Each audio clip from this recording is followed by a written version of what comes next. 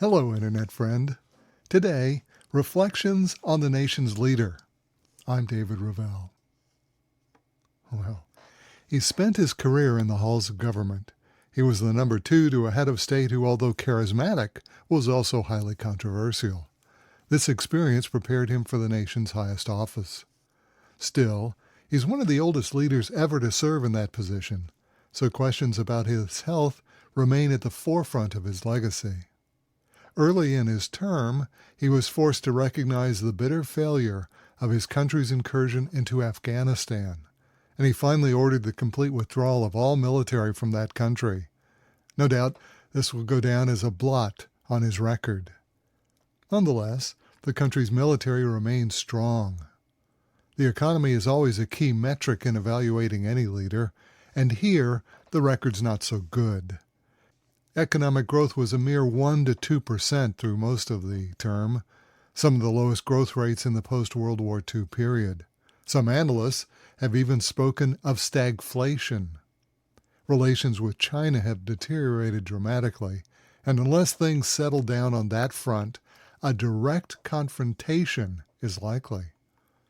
For a long time, there have been rumblings in the capital that the president relies too heavily on his cadre of close advisors, a brain trust, if you will, of supporters who have been with the president for years and who some feel are actually making many of the most important decisions in the country.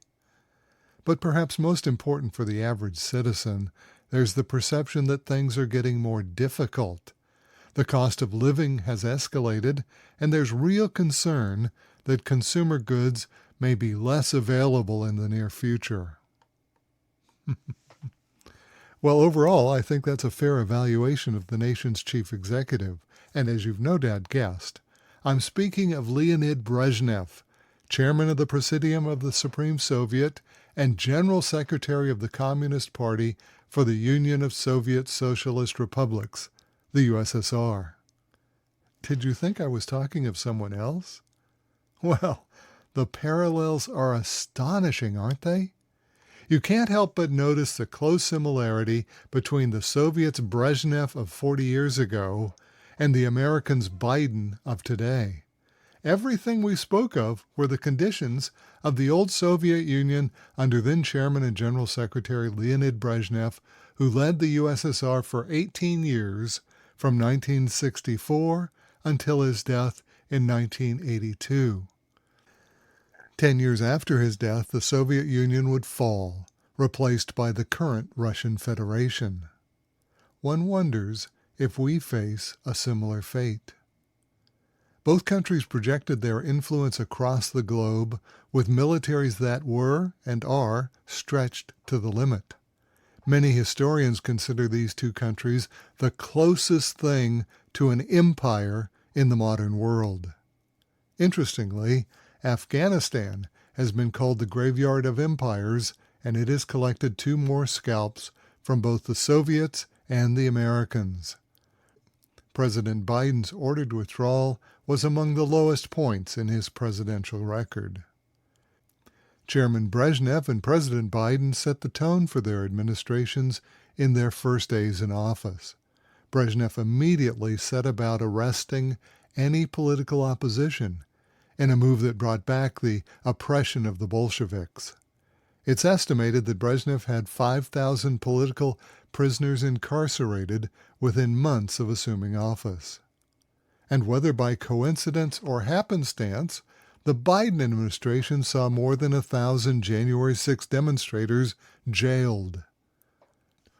Few may remember that the old Soviets and China had an ongoing border dispute beginning in 1969. Brezhnev spearheaded the Soviet response, but the two communist countries remained bitter enemies throughout Brezhnev's tenure. Incredibly, it's the Ukraine war and the EU and American sanctions against Russia that has drawn Russia and China back together again.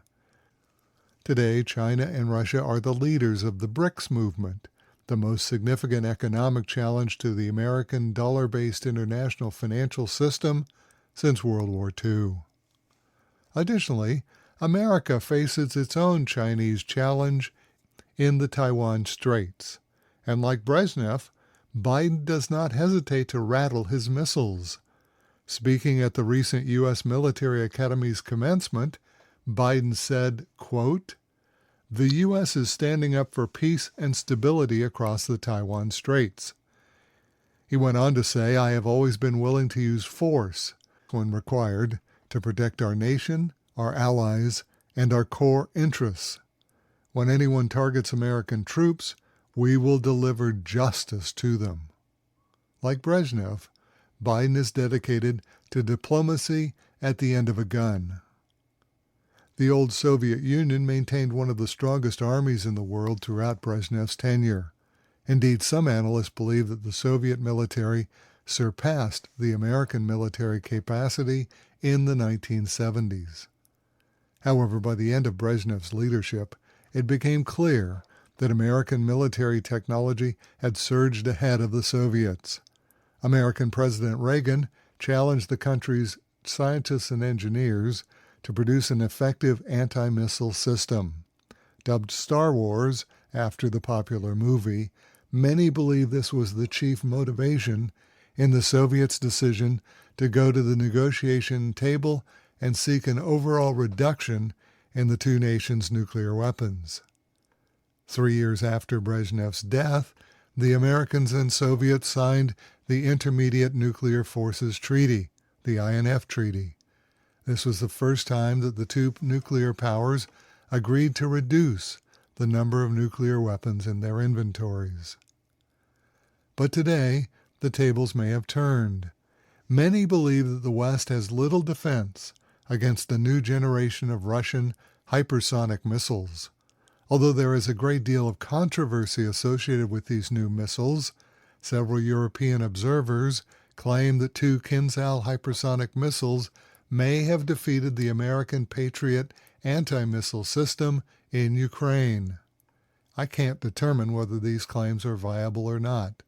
However, we all know that technology, and especially military technology, continues to advance. What's inconceivable today may likely become reality tomorrow. Many historians point to Brezhnev's health as a key reason the INF Treaty was not signed during his lifetime. Although he was old and sick, no one outside his immediate circle was allowed to know that.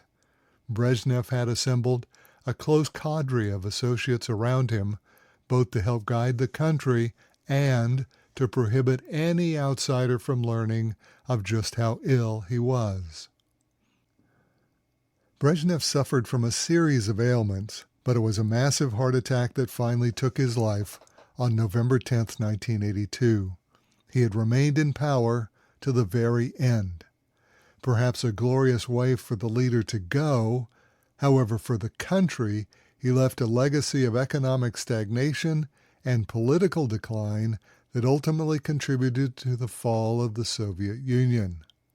Today, most in Russia point to his leadership as the beginning of 30 years of hardship for the average citizen. Only within the last few years has the Russian Federation regained a prominence approaching its past.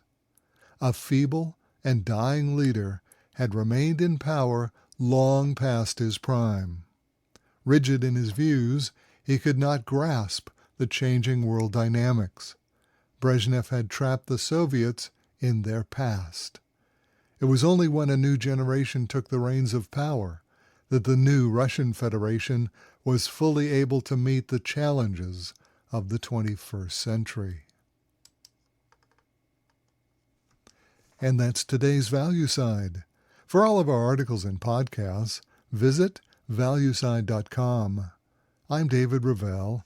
ValueSide is independently written and researched. The views expressed are strictly my own.